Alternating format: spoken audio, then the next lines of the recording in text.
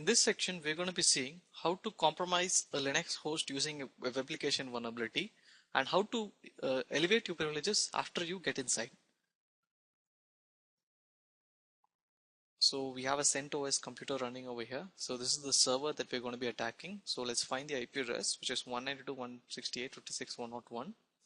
And if you cd into the var www HTML folder, you can see there is WordPress installed. So now let's go to the attacker's point of view and go to internet, open up the browser. So 192.168.56.101/WordPress, and you can see there is a simple WordPress site over here.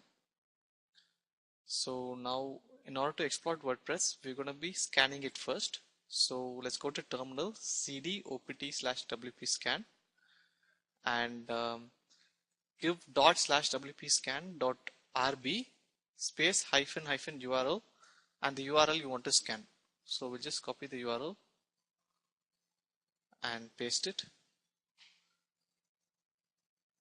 and after this we'll give hyphen enumerate p.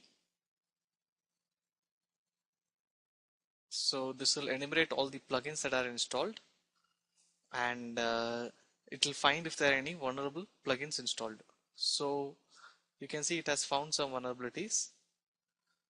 So you can see it has found there is AskMed, and WP Symposium. So you can see there is an unauthenticated shell upload vulnerability. So we'll give sudo canvas and open up canvas, and we'll add a new target host, which is 192.168.56.101.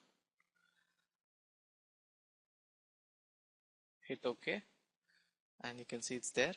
So now let's go to exploits, web exploits, and look for the vulnerability that we just found. So you can see there is this vulnerability available in canvas, and it's a pre-authentication remote shell upload. So you can upload a shell even without having a admin access. So you can see it's saying it's a straightforward shell upload bug. So we'll double click on it, give a host name and the path of WordPress, and hit OK. So you can see it's running, and you have gotten a reverse shell back, and you can run commands in it. So let's go to it, and this is the current working directory. So it's inside over here. So we'll give who am I, and the server is returning back that the user that is running this command is Apache. So we will try to see the contents of etc/shadow file, and you can see it's not returning anything because you do not have permissions to do this. So in order to see the sensitive shadow file, we have to elevate our privileges. Before that, we have to get a Trojan that is built for Linux executed there. So we're going to give build callback Trojan, and we're going to give it the file location var www trojan.bin, and we have given the host as our IP address port, and we'll give universal and hit OK. So it's writing that,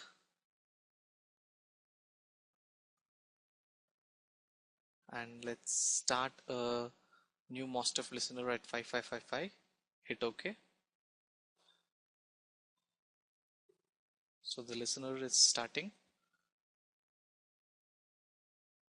So now we will download this file from our attacker's machine into the victim's computer. So this is the trojan.bin is hosted in our computer, and we're going to use wget command to put it inside the victim's computer. So if we get a directory listing, you can see our trojan.bin has been downloaded and put inside this folder. So we'll chmod it, chmod plus x trojan.bin so that we can execute it.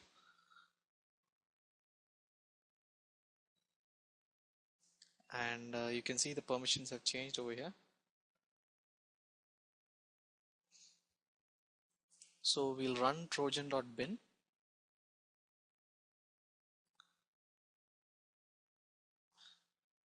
So you can see there is a secondary listener that has come up, and it is a Linux node. It's saying Linux node now. Before it used to say script node because it was in PHP. So if we give who am I, you can see we are still Apache because we ran the Trojan as Apache only. So the Trojan will also be the user only. So we'll give uname -r in order to find out the kernel build. So let's go to exploits, local, so Unix, and then we'll go to Linux. So let's find a good elevation exploit. So we can try using this. So this is the CV number of this exploit, and it works on 64-bit kernels, 32-bit kernels, and these are the versions, these are the operating systems it will work on. So it will work on CentOS also, and this is the build of that CentOS. And if you can see, it's the same build as this. So we'll minimize this, double click on it, and we'll just hit OK. So upload has succeeded, and saying it's upgrading the MOSTEF. So it is saying it has finished. So let us see. Let's give who am I right now, and it's returning root, whereas before it gave Apache. So now we have complete access over this web server, and we should be able to read the etc/shadow file. And as you can see the contents of the etc/shadow file over here.